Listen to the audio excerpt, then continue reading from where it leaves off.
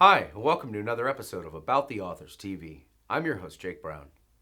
The New York Times once wrote that they admire picture books that address challenging themes. It's not easy territory, but we have skillful book creators to help our young kids explore it with imagination, humor, and hope.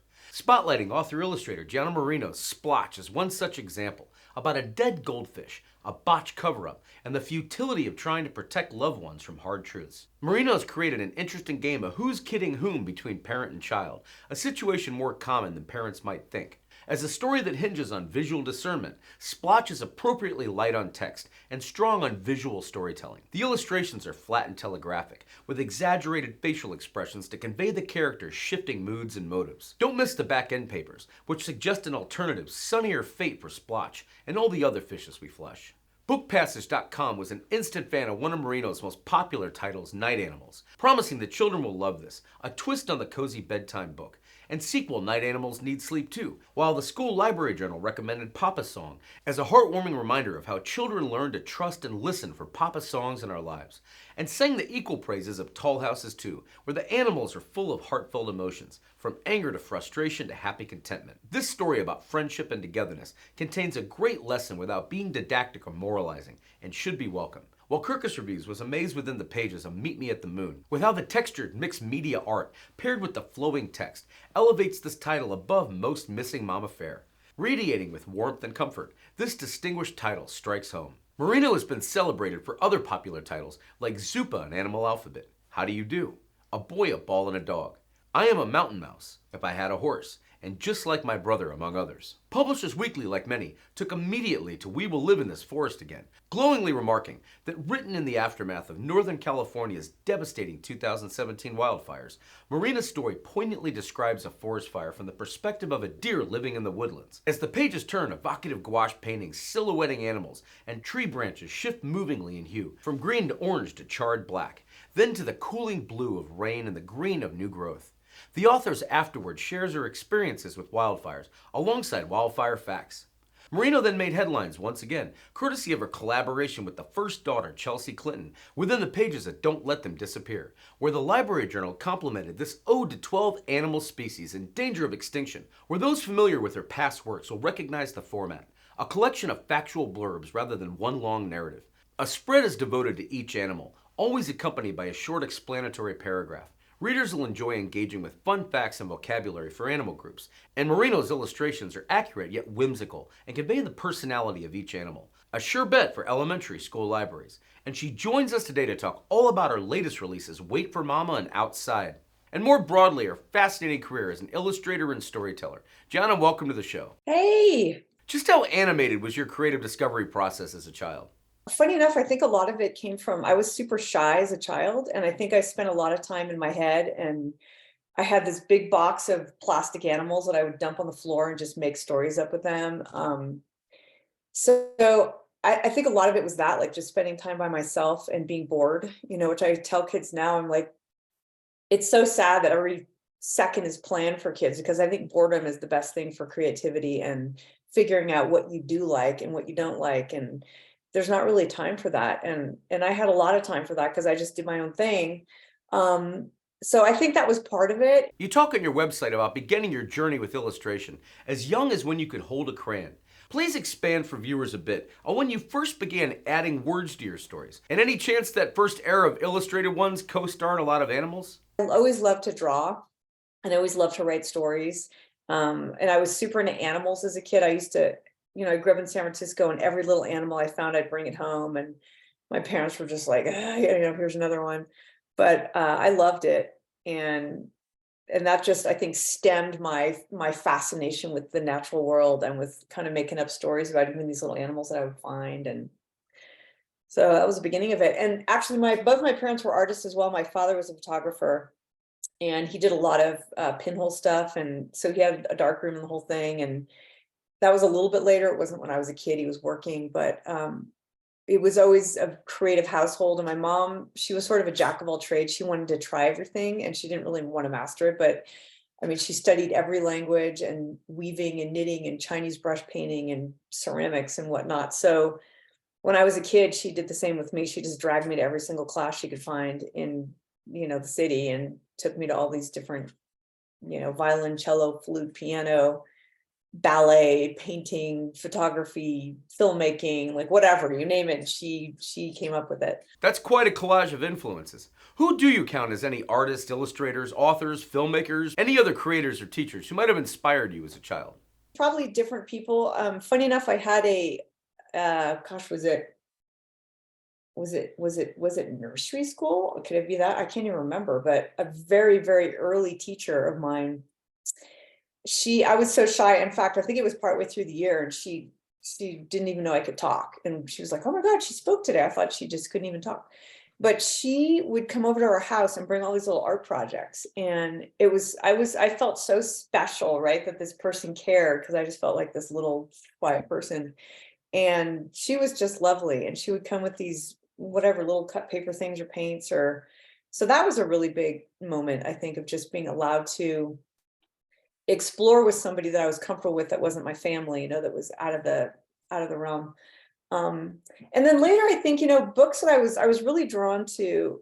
I think I really wanted to learn the craft of illustration. So I was super drawn to illustrators that were extremely precise in what they were doing, which is not what I want to be doing now, but early on it was. And Chris Van Allsburg and his kind of fantastical black and white illustrations, I thought were just incredible. And David Weisner.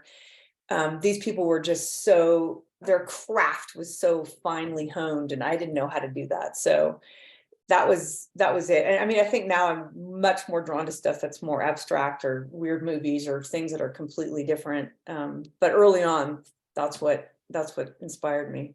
Bright Star Bedtime Stories would correctly call you an explorer at heart, reporting that Marino worked her talents after graduating from high school, and in order to afford her many journeys, she's had several jobs at once: apprentice to a muralist, a jewelry designer, a product designer, and even driving horse carriages through the park. Gianna explored many corners of the world, from Africa and Asia to the South Pacific and Europe, to crewing on sailboats at the high seas. At work and school, she became known as Boomerang. She finally landed a full-time freelance job designing toys for children. But after several years in a corporate box with no windows, she left for good and began painting, illustrating, and writing books. Looking back, we'd love if you'd regale us with a few of your most formative memories from this era, and how they translated and filtered down into your imagination as inspiration on the page, whether telling stories with words or pictures. My father worked for Princess Cruises when I was a kid. He was the regional sales manager, so we got to go on all these cruises, and I was little. And I mean, looking back, I don't know, I wouldn't want to travel on a cruise anymore. It's not my thing, but we did get exposed to just being elsewhere and hopping on planes and going different places. And he had all these perks. I think it was, sort of in that era when they were trading, different businesses would trade for stuff. So Princess Cruises would trade all these fancy restaurants in San Francisco, or we'd get free first class airfare. And we didn't have a wealthy upbringing by any means, but we had all these perks to it. So when I graduated from high school, and I told my parents, I said, "I'm going to South Pacific. I'm going to go to Australia and New Zealand." And they're like, "Okay, great, go have fun." So that was the first time I flew coach, which I just didn't even know about that. The seats like this, and it was a 24-hour flight. So that was an eye opener. But I think going away was, it just was so inspiring to hear different languages and see completely different stuff. And I think more importantly, taking me out of and for anyone who travels, taking them out of their day-to-day routine that we get so stuck in that we just don't even really see what we're doing anymore. So I just got addicted to it, and I would go to college for a year and then work like crazy and then travel for a year. And I started doing travel writing just to help afford the trips, like articles for magazines and illustrating maps and kind of whatever. I don't know, I didn't love it. It wasn't my thing. I did more sort of journalistic versions of it rather than, travel to this place and stay at this hotel or something. It was both really wonderful to be able to create, and I was in the girls' preliminary design department, so it was all kind of the thinking, and it was even before a lot of computer stuff was used, so it was tons of drawing and brainstorming, and I love problem solving. I think that's why I love books so much, and especially picture books. But it was also corporate, and so it was sort of mixing this weird, wonderful, playful way with this corporate world of trying to make marketing happy, make everything pink for girls and blue and black and guns for boys. And it was just, I don't know, it kind of lost its creative spark that I was interested in doing. But it was super fun for a minute. Were there other proverbial dusty drawer books that preceded the writing of Zupa and Animal Alphabet, which notably the New York Times Book Review featured among the best ABC books that make you think, including this wordless one by first-time children's book author Gianna Marino? How do you remember the experience of seeing your illustrations not on a sketch pad or computer screen, but instead the cover of your first published book? I guess I was still working at the toy company, and I was just so tired of the lack of creativity there. And I took a class at UC Berkeley Extension on how to write and illustrate books for children, and that's where I wrote Zupa. And it got published pretty soon after, which, and I was like, oh, this is so easy, no problem. I'm gonna go make millions. And I just got lucky. So that was the first one. And then I quit doing the toy design and I started doing these big paintings and traveling. I bought a van and I started traveling around doing art shows. And at the art shows, there was a lot of sitting time. So I would start writing stories and kind of do them together, sort of at the same time. When I did Zupa, it was just in the class. It was make an alphabet book. And I used to do plate design too. So it was really easy for me to draw looking down on a bowl of soup because I was used to drawing in that format. You hold a unique distinction apart from your illustrating gifts with the fact that unlike some of your counterpart illustrators who collaborate with a co-writer who handles the written story, you in most cases do not. In fact, doing both yourself. With Tall Houses 2 being a brilliant example, where the American Library Association spotlighted that while the characters are anthropomorphic in postures and settings, there's a sense of authentic nature depicted here, from the various plants that Rabbit grows to the effects of weather and gravity on each animal's self-serving effort, an engaging, accessible look at balancing personal desires with cooperation. Please talk about why you feel animals are the perfect characters to tell the stories you do through. One Too Many came after that, was kind of a follow-up and similar, and it wasn't really about characters or anything. It was just, a ABC book and then a counting book. And then I wrote a whole bunch of stories that just went nowhere. Nothing was happening for years. And I was still doing the art shows. So I was kind of, busy with that. And I didn't have a lot of time and I was super frustrated. And I wanted to do books and I just kept getting a lot of rejections. And when I look back, I think I was trying to follow the market. I was trying to create stuff that would sell. I was trying to find things that I thought would make people interested, but I wasn't really writing the stuff that I cared about. Not entirely, a little bit it was, but it wasn't working. And then my mother died, and that sort of like opened up my soul in a way and made me just, I think, more open. And when she was sick, she had cancer quick, it was 2 months, but I got into this crazy, weird creative phase. And I think it was, distraction in a certain way, but I was just writing stories like crazy in that 2 months, even though I was with her and helping her, and it was super weird. But I wrote 3 stories and I gave them to my agent, and and then my mom had passed, and she took them around, and everybody just went bonkers over them. And I think because I was finding those characters, and I didn't even realize this until after I'd written a bunch of them. And when I was at a school visit, and some kids said, like, how come you always use animals? And I went, I don't know. But I thought about it. And I think what I try and do is use these animals to tell stories that people can't tell, or not necessarily that people couldn't tell them. But so the owl and the rabbit, I was living in Twin Peaks in San Francisco, and somebody built an apartment with this beautiful view of the city and the bay and the whole thing. And one day my landlord came knocking on the door and she said, I'm so sorry, but they're going to build this house right in front of your view. And so I was just like, oh my God, what's crazy? So I had this idea. It just came to me that there were these, neighbors that were kind of just outbuilding each other. And I decided to use an owl and a rabbit because they are not friends. I mean, owls eat rabbits, right? So they are the most unlikely characters to ever end up working it out, and they did. So that's how they came about. And a lot of my stories are the same way, where there's kind of these animals telling the story. Like Meet Me at the Moon is all about sort of connection and memories and stuff, and elements are known for their memories. So they all have this kind of draw that, not that a person couldn't tell it, but the animals are sort of, it's also a little bit of a, I don't know, educational about kind of how the animals, how they are, even though it's not super true. But I feel stronger as an artist than as a writer. So I usually start with pictures, but not all of them. In fact, I'm working on a little story right now. I could show you how tiny the sketches are. What the heck? It's right here. These are actually blown way up, but these are how I start them. They're just super rough. And the original of these, I think, are about this big. So I just start off with these tiny little scribbles and sketches. I usually have a kind of idea what the story's about. A couple of them I've written the text first, the manuscript first, but mostly I just start drawing and then kind of work in what these animals would be saying to each other. So whether with an owl and a rabbit or a water buffalo and a crane, and how do you do? Do you ever go to the zoo and observe these animals ahead of time to see what they behave like in real life and then translate that to the page? If I can, that's the best way. And I have seen some of the animals that I've drawn. Some of them I'll do a lot of research. Like I just finished a book on prairie dogs, and living out here in Colorado, there's tons of them. And so it's kind of fun. I could just go outside and sit down and whoop, there they are cruising around. But I do a lot of research on the animals just to kind of get a feel for, what do they do and how can I bring those natural characteristics into my own story of them to show what they're doing. For instance, the prairie dog one is about a prairie dog who's scared to go outside, which is reasonable because they have so many predators. So, but for kids, it's all about fear. And his little friends eventually learned that he is really scared, and they kind of help him face his fears in a way. So it's a true thing in a certain way, because prairie dogs do have all these predators, and it's valid that they would have these fears, and yet, kids can relate to, I think, that, and then their friends helping them overcome these fears. Book lists would complement the shifting colors of the underwater world. Peaceful green, sun-drenched yellow, unexpected pink that give the impression that the whales are moving through a rainbow, until little blue finds himself so deep that color is almost non-existent.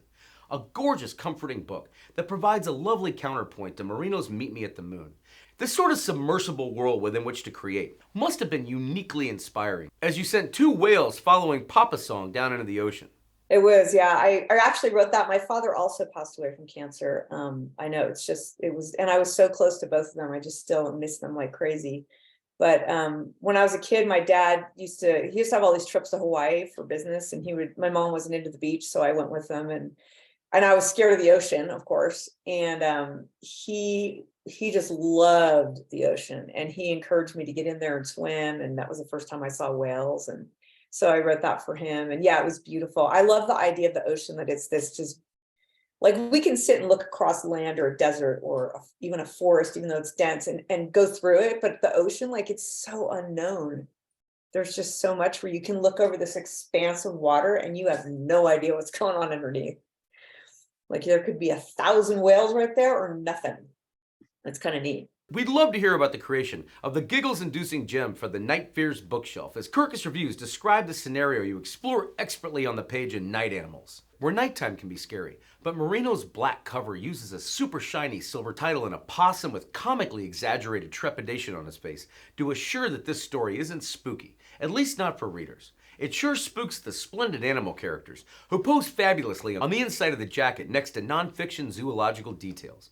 When you're bringing that world to life for a live listening audience, what is the connection like that you make when you see their engage and entertain reactions in real time? Night animals. Night animals are things that go bump in the night. So these are all these nocturnal animals that are scared of the dark. And another example of using animals to show something that they really like. These guys they're made to be in the dark, and yet they're all scared of each other.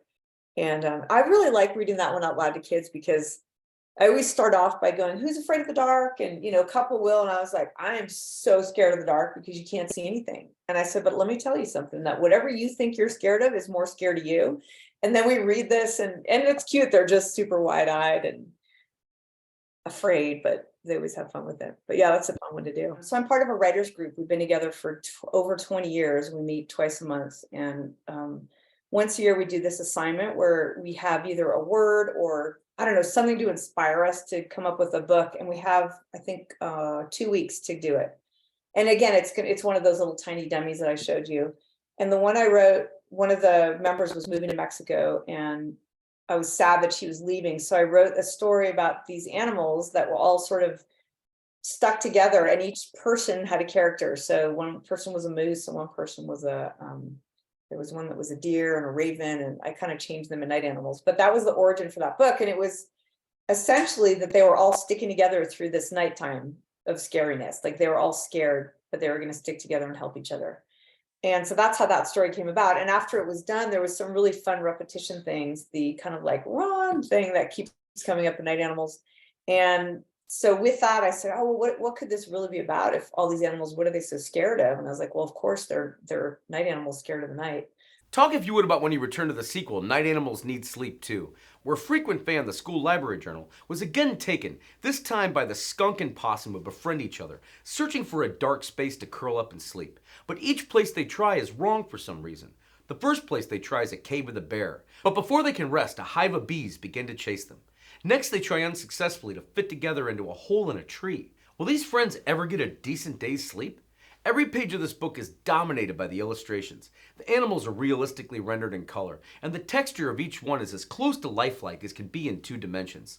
Some light humor coupled with a learning opportunity at the end make this book enjoyable to both the young children and to their caregivers. What made it so for you to write after you had so much fun with the first story? The Night Animals Need Sleep Too, that came about because of course they need to sleep and they do that during the daytime. And so the idea that I thought about how night animals can keep us awake at night. We can hear coyotes or animals scrounging through stuff or whatever. They're up and we don't really know what they are. So I'd love to flip that and make it so these animals that usually sleep during the day are being kept up by whether it's other night animals or the light or whatever it is, all the things that we think in the daytime that you should be in, but they don't want anything to do with it. They want to be sleeping. Dogs are always lovable and usually memorable characters on the page. Was A Boy, a Ball, and a Dog an ode of sorts biographically to your own at home? Yeah, I do. Let me see. She might be. I'll show you the dog. I have to show you the dog because she's right here.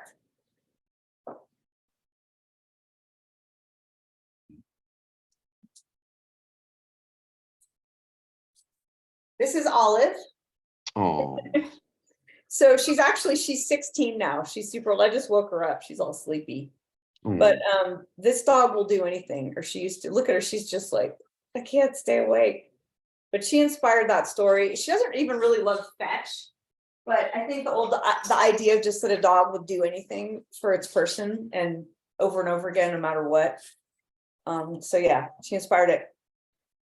She was a big inspiration. I got her to as a pound dog. I went to go pick her up and she was just in there barking and yapping and jumping up super high, and they didn't know anything about her. And the guy said, this is a very excitable little dog. And I was like, well, what's your return policy? So I took her home and it turned out I think she was an ex-circus dog or something. She knows all these tricks and roll over and play dead. And she rides my horse with her little legs, like straddled like a person, and just a total character. Another character would certainly be I Am a Mountain Mouse. How often do your trips abroad serve as sources for a story like this one, where the bulletin of the Center for Children's Books guaranteed the kids will be tickled by Mountain Mouse's reliable comeuppance, but also be cheered by his happy resilience? That one, believe it or not, I was in Mongolia, of all places, on a trip in the middle of nowhere and with camels, and it was just insane. And I had a lot of time to do sketching because there wasn't a lot to do there.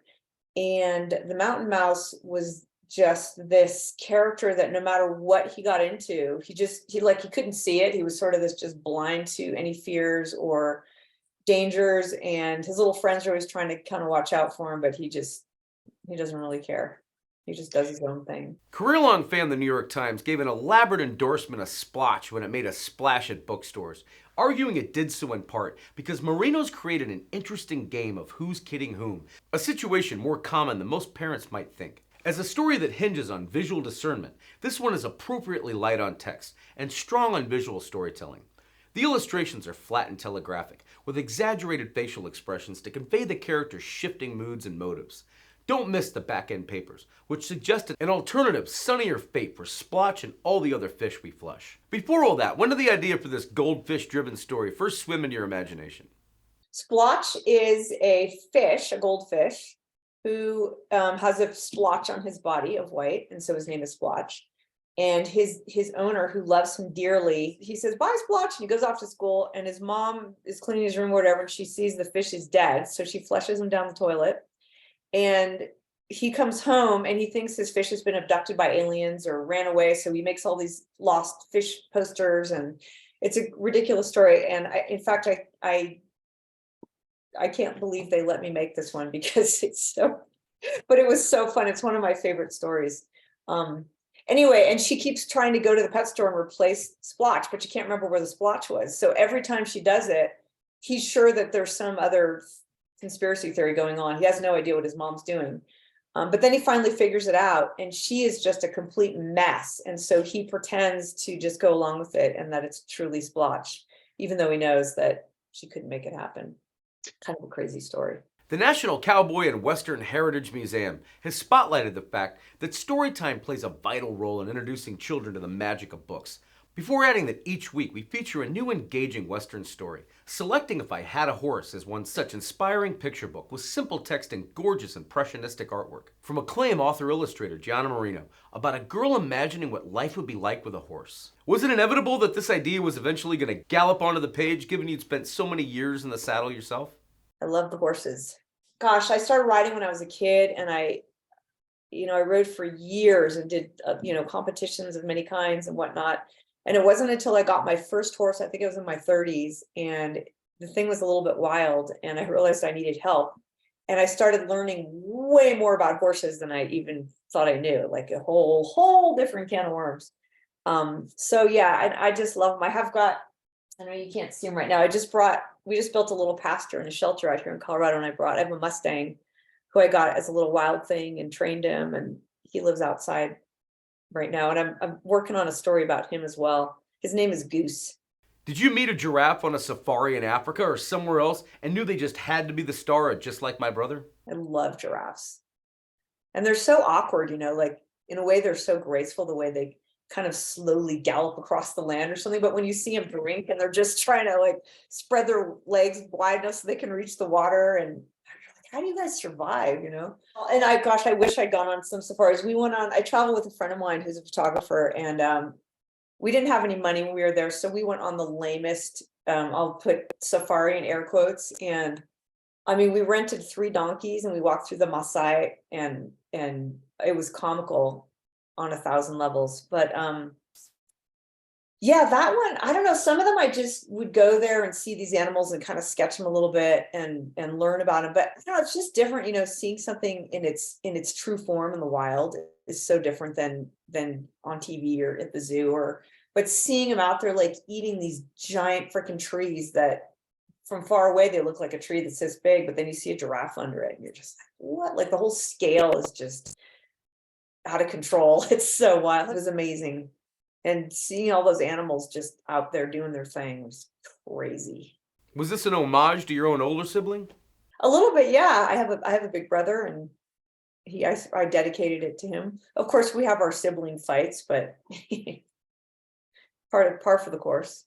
The Los Angeles Times broke the news more recently of a notable collaboration where author and artist Gianna Marino will provide the illustrations for Chelsea Clinton's Don't Let Them Disappear. Filling fans in further, the Clintons' interest in protecting endangered animals goes back more than 20 years. In 1997, she and her mother, First Lady Hillary Clinton, visited Tanzania, where they learned about the poaching of elephants for ivory.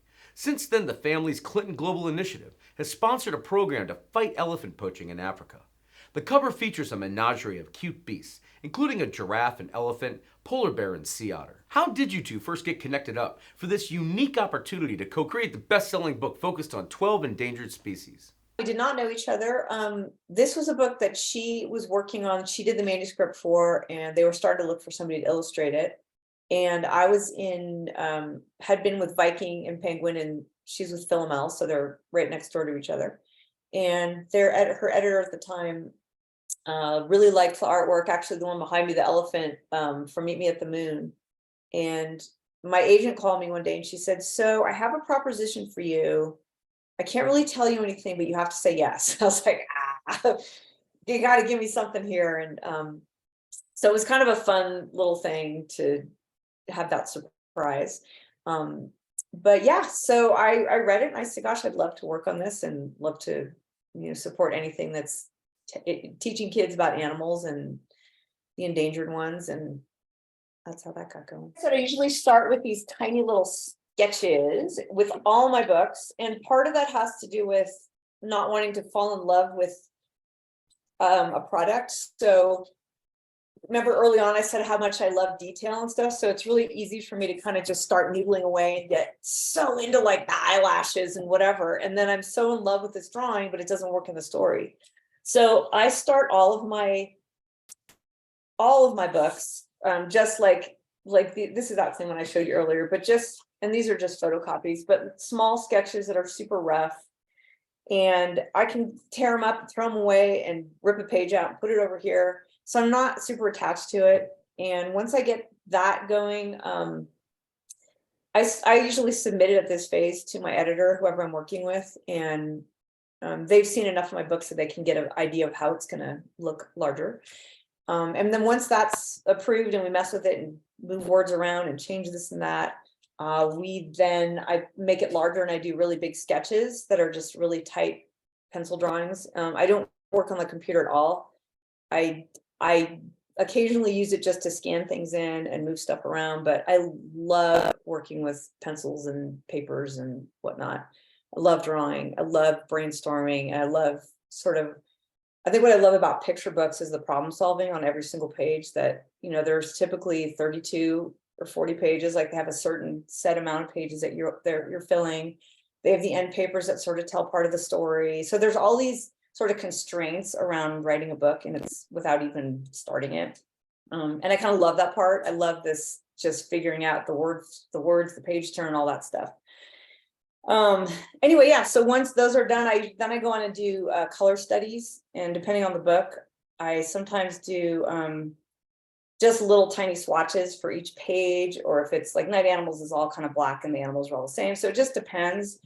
I had a really cool thing on If I Had a Horse. I was at a residency in Wyoming and I was going to work on that project the whole time.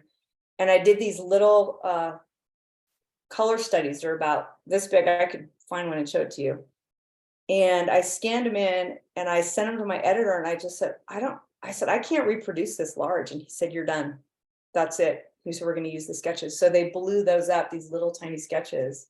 And it was really a neat thing. And actually some of that work is in the Eric Carle Museum in a show right now on horses. And they chose some of the, and I told her, I said, they're really small, even though the pages are big. So they're all a little bit different like that. And then Meet Me at the Moon, that one's kind of a little different style, where I do, I think it's mulberry paper, and I put it onto watercolor paper so it has all this texture in it. And I use that, like elephant skin has so much texture, or the whale's skin, I use it on that one. And then those are sort of just layers of gouache built up.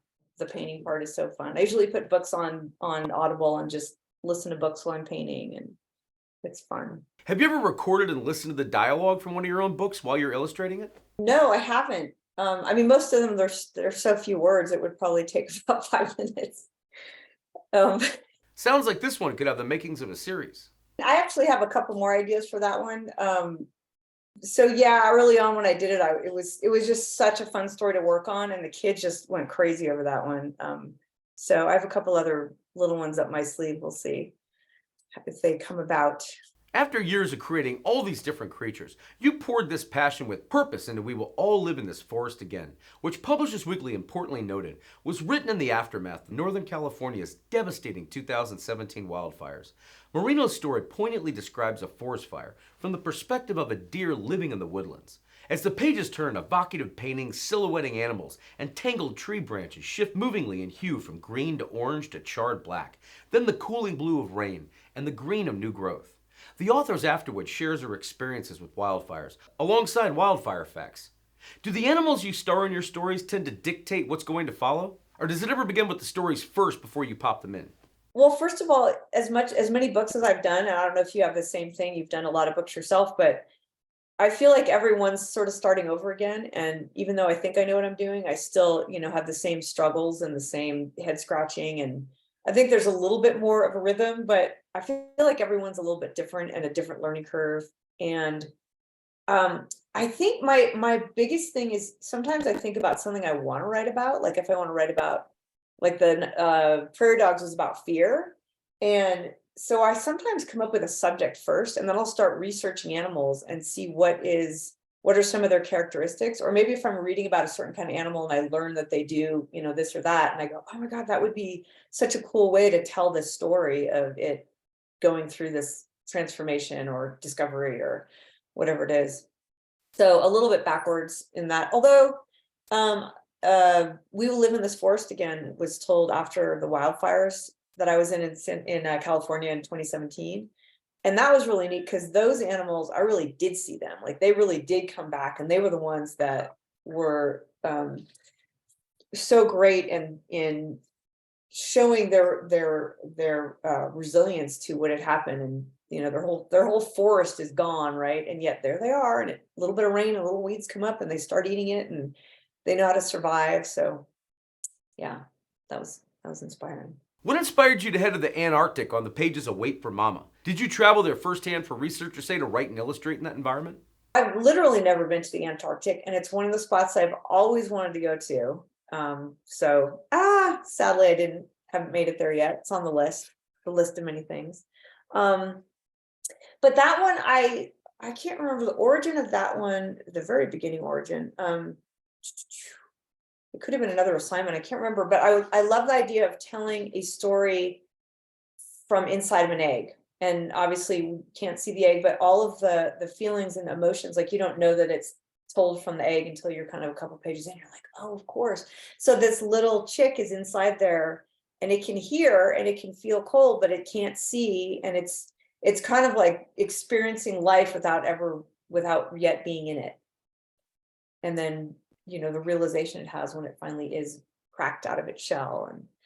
And I'm also just, again, that the story of those animals, I'm sure everybody knows about the emperor penguins because of what was that, March of the Penguins and some of these shows, but that the fact that the male penguin sits on the egg for 3 months and doesn't eat, doesn't move, it's like below 60 degree, whatever, it's freezing cold. And he has to balance his egg on the top of his feet. And if it touches the ice, it'll crack and die. And that is just, I know, right? It's crazy. So he does it's 3 months, and then the mama goes off and she's eating. And they have to time it just right because he doesn't have any food left in him. Right when the baby hatches, mama has to show up and feed baby, and then off goes papa. And they have to find each other in the midst of they all look the same, but they all have different sounds. They all have a different call, and that's how they find each other, right? So I know, so I read about this stuff. I'm like, that's so cool. Like, these animals are amazing. They're incredible. It must be similarly incredible to help kids discover and learn about these new animals and their natural habitats too.